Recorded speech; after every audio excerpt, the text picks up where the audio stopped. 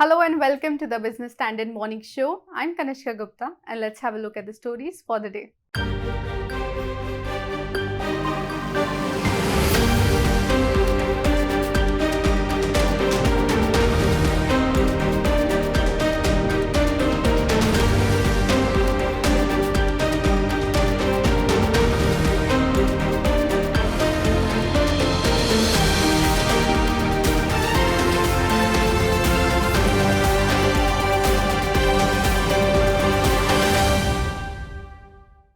The world economy is increasingly paying the price of the war in Ukraine, which has entered the seventh month now.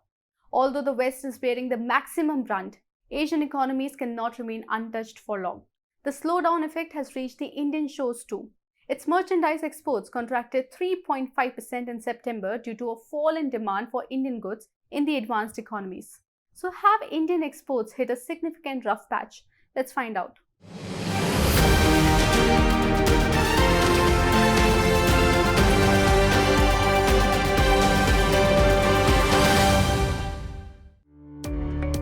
India's merchandise exports declined 3.5% in September to $32.62 billion, the lowest in 10 months, compared with $33.81 billion in the same month last year. This is the first year-on-year contraction in goods exports in 19 months. India's outbound shipments had hit a monthly record in March 2022 at $42.2 billion. Meanwhile, imports fell below $60 billion for the first time in 7 months at $59.35 billion, but were 5.44% higher than a year ago. The trade deficit, which stood at $26.73 billion for September, was almost 19% higher than a year ago. The Commerce Ministry explained that exports in certain sectors had seen a decline due to the slowdown in some developed economies and the resultant slowdown in demand. It added that exports had also been impacted by some of the measures taken to tackle domestic inflation and food security concerns. Compared to last year, engineering goods, drugs and pharmaceuticals, chemicals, ready-made garments, rice, and cotton yarn and handlooms saw contraction in September. Together, these are 6 of the country's top 10 export products. Exports of cotton yarn and handloom products recorded the sharpest decline, shrinking 41.4% year-on-year to just $767.5 million in September from $1.31 billion. On a worrying note, engineering goods exports, which have been the driver of India's exports performance of late, declined 17% year-on-year to $7.81 billion from $9.41 billion. But electronics goods exports came out as a bright spot, jumping 64% to $1.9 billion. On the other hand, India's services exports have shown resilience. They grew 24.3% to $25.42 billion in August, according to provisional data. In July, services exports increased by 20.2% year-on-year to $23.26 billion.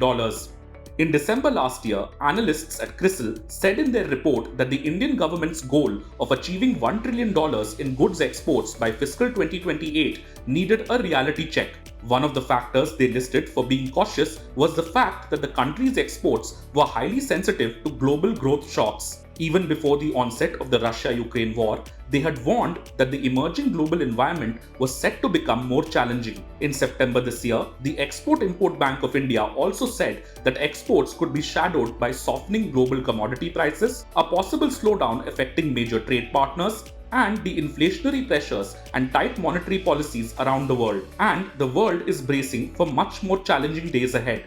Economist Nouriel Roubini has said that a global recession will set in by the end of the current calendar year and last through 2023. Roubini, who correctly predicted the 2008 financial crisis, has said that the US, along with the rest of the world, is about to face an ugly and long recession.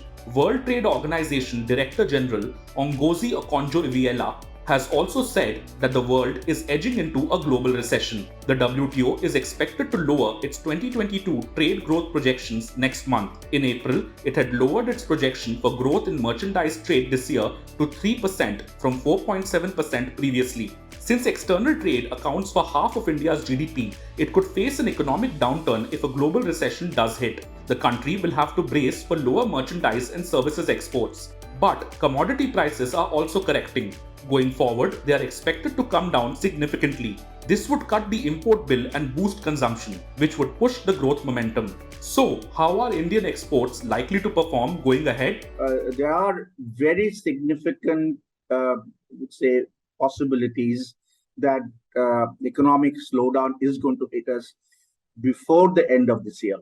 So in the next couple of months, we are going to see the clear signs of slowdown, and as that happens, we are going to get into the vicious cycle. Now, we were in a virtuous cycle. We have been in a virtuous cycle since early 21, when most of these developed countries have been following expansionary policies, with the huge pump priming and all these fiscal incentives that showed up domestic demand. Now, we are at the end of that cycle. These economies are doing exactly the opposite, and they're going into a tailspin. So we are into going to face real headwinds, and in the next couple of months, I expect that exports are going to be declining even faster than what we have seen. What about free trade agreements? India has returned to the FTA negotiating table after a long hiatus. While agreements have been signed with Australia and the UAE, negotiations are at various stages of conclusion with Canada, the UK, and the EU.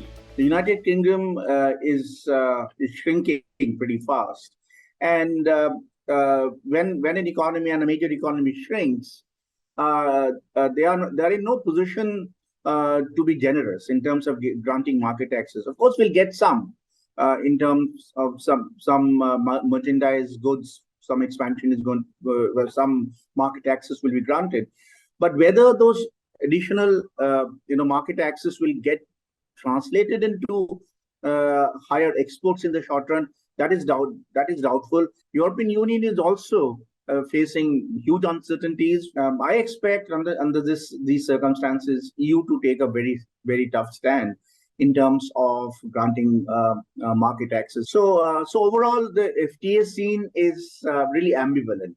Prospects aren't really too good. The government has no arrows left in its quiver when it comes to shoring up exports in the event of a global recession. This makes managing India's increasingly vulnerable external sector situation all the more urgent.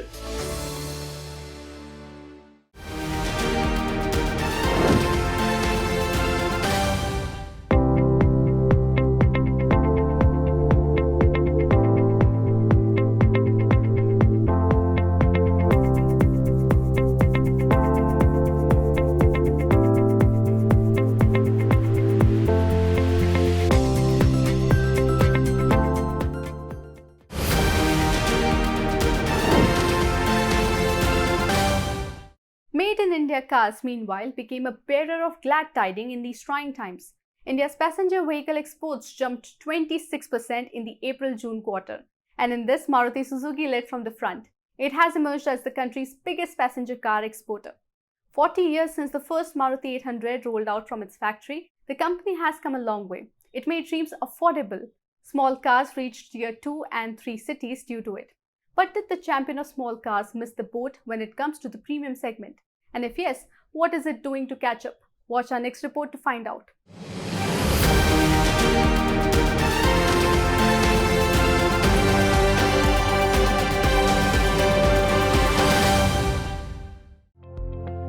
From the humble Maruti 800 to WagonR, most of the hits delivered by Maruti Suzuki in India catered to the middle income group. Since its inception in India in 1983, the company had its ear to the ground. It knew what a common man wants: an affordable car with good mileage coupled with low maintenance.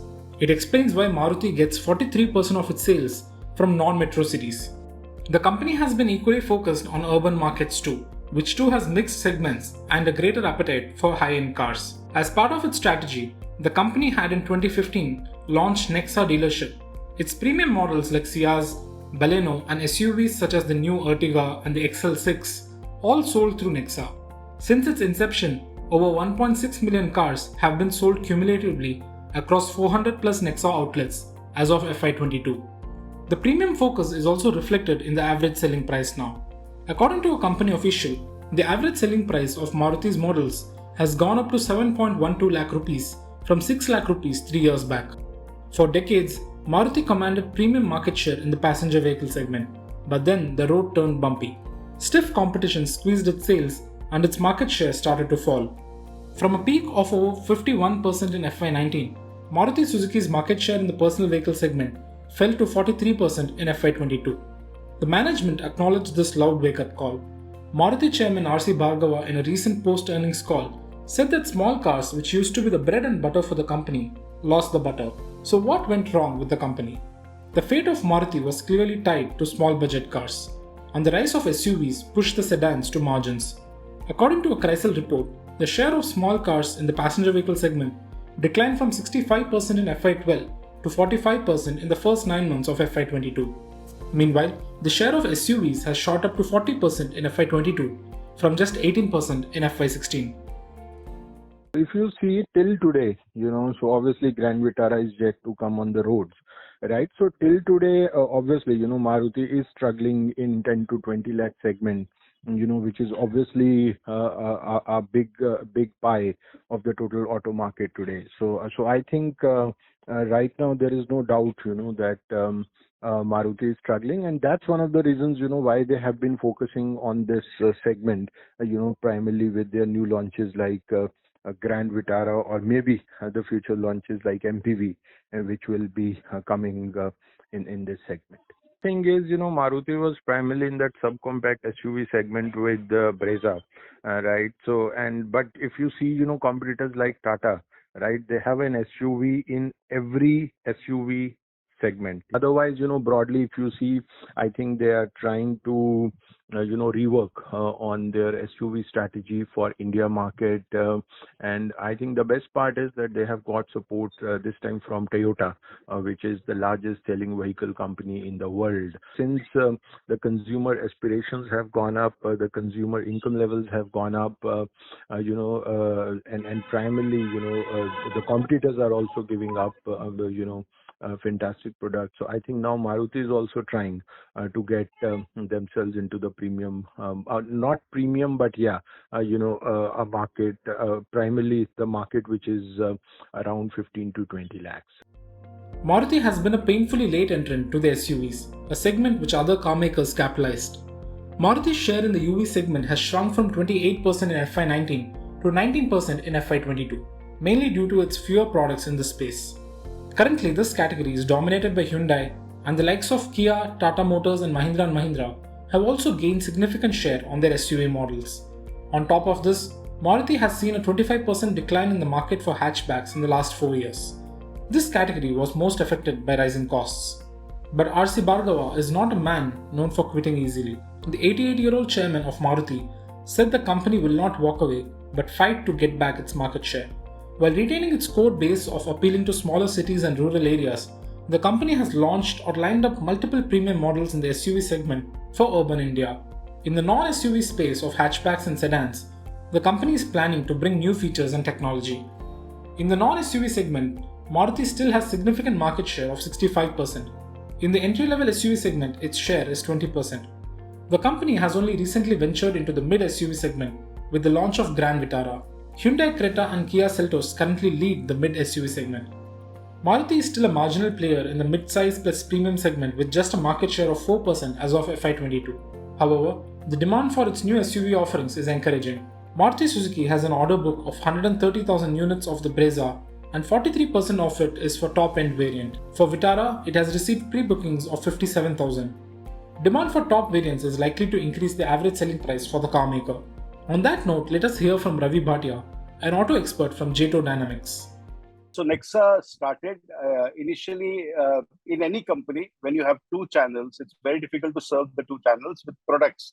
Constantly feed the new channel with the products. I think Maruti is getting its act together, and in a very short time of this Nexa strategy, they already have 23% share of the 10 to 15 lakh rupee car market. Okay, so overall, their average weighted price or their share is higher because they're also in the entry level car market, which they continue to dominate. But I think the strategy is beginning to take good shape, And if recent launches are any indication, I would say Maruti pushing far aggressively into this premiums, higher value car segment. If we take the August sales, Maruti's utility vehicle portfolio was up nearly 16%, while the mini and compact segments declined 11%. According to MK Research, sales will likely improve in the coming quarters with the start of deliveries of Vitara and ramp up in production of existing models. Meanwhile, analysts at Kotak Institutional Equities Research believe that Maruti may face challenges to make a turnaround in the SUV segment and regain market share due to its lagging performance on the severe competition that exists. Interestingly, in electric vehicles, another segment which is fast growing, Maruti is still cautious and is focusing on hybrid technologies. However, in collaboration with Toyota for EV technologies, Maruti said it will launch the first range of EVs in FY25. Despite the challenges, Maruti is still a trusted brand for the common man.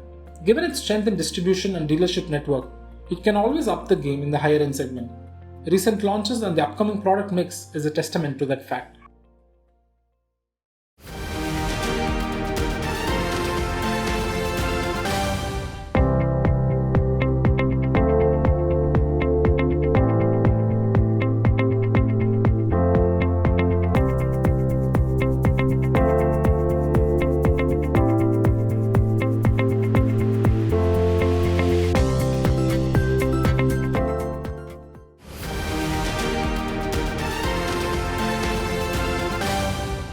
Maruti may soon make up lost ground. Moving on, several hospital players are on an expansion spree as things are getting better for them after post-COVID lull.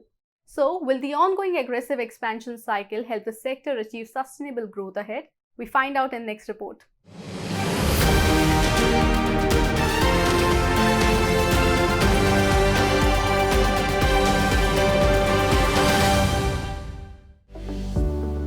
Barring a few names such as Apollo Hospitals and Fortis Healthcare, most hospital stocks have firmly outperformed the market in the last 6 months. Aster DM Healthcare, Shalby, Max Healthcare, and Krishna Institute of Medical Sciences have gained up to 23% during this period versus a 3% slide each in the BSE Sensex and BSE Healthcare indices. Analysts too remain firmly upbeat on the sector, which is undergoing a healthy expansion cycle and is seeing a recovery in its non-COVID business.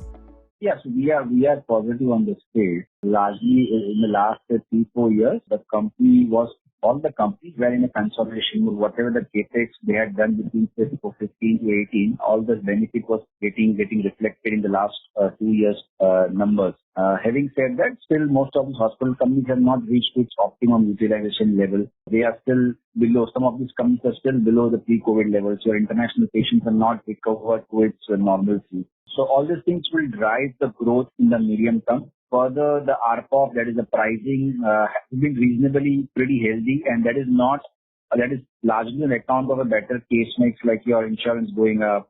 There has been slight revision in the insurance rates also, but net your ARPOB, your pricing and utilization level remains healthy and will drive the growth in the near term. Analysts see strong growth visibility over the next 4 to 5 years, as hospitals would add twice the current capacities by this time. Apollo Hospitals, for instance, recently marked its entry into Haryana as it acquired a hospital asset in Gurugram for 450 crore rupees. Fortis Healthcare too has lined up a capex of 400 crore rupees for the current fiscal, while Max Healthcare is set to be in the race to acquire care hospitals. The companies are generating strong cash flows, and the debt leverage for major players has significantly improved versus pre-COVID year of FY20. According to Jefferies, in FY22, Max and Fortis's net debt to EBITDA came below 1x, while it was 1.2x for Apollo. This has slipped from over 3.5x levels over the last 5 years. Besides, the sector's shift towards taking land on lease instead of owning it has allowed companies to use fewer funds to set up hospitals.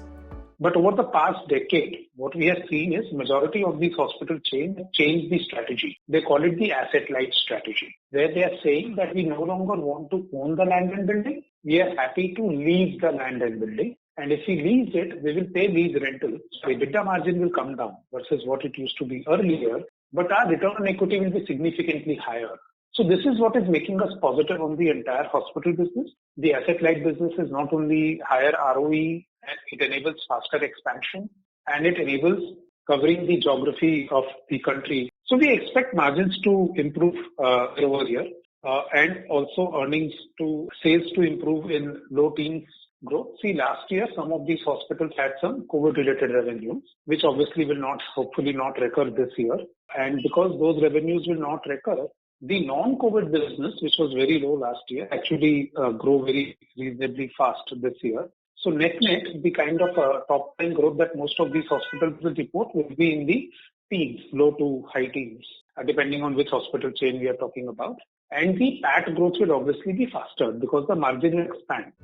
Khemka prefers companies that undertake mostly brownfield expansion as these players break even quicker than the larger chains. He remains bullish on Aster DM Healthcare and Healthcare Global Enterprises. Equity markets will be closed today on account of the Dussehra holiday.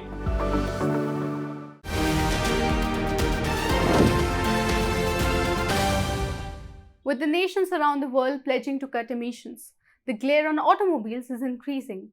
New vehicles coming after BS6 norms implementation are quieter and less polluting. But there is one difference between the lab emission tests and those done on the road. It is called real driving emissions. Let's find out more about it.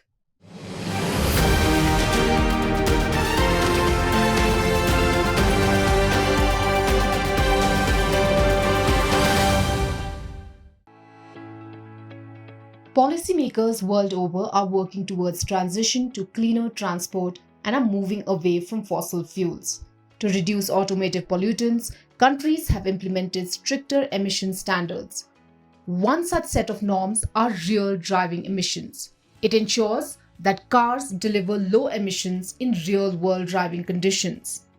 The real driving emission regulation measures pollutants such as nitrogen oxides emitted from a car in a real-world driving scenario as opposed to a laboratory.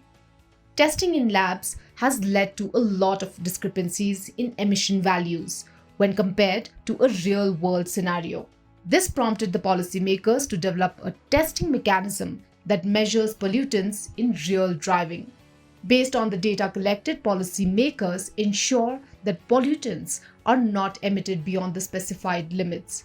Europe was the first region in the world to introduce such norms. In the Europe experience, real drive emissions standard regulation has led to greater pollutant compliance levels by car makers. Many other countries have also adopted the European model. India set the ball rolling for one of the biggest emission reforms in April 2020 with the implementation of BS6 norms. The second phase of the regulation, which is the real driving emissions, will be implemented from April 2023. However, adoption could be challenging as India's roads, weather, geographies, and temperatures are completely different from Europe. In comparison, testing protocols in labs are reproduced scenarios and have no external influence. Once the RDE norms kick in next year, automakers also expect diesel engine vehicle costs to go up. When BS6 first phase norms were introduced in April 2020, many car makers have trimmed diesel models from their portfolio. And with the implementation of RDE norms, emission targets for automakers could be a lot harder to scale than before. For instance, all diesel vehicles have to be fitted with selective catalytic reduction systems, which includes additional costs from car makers, and in fact, many smaller cars may not even be able to accommodate it.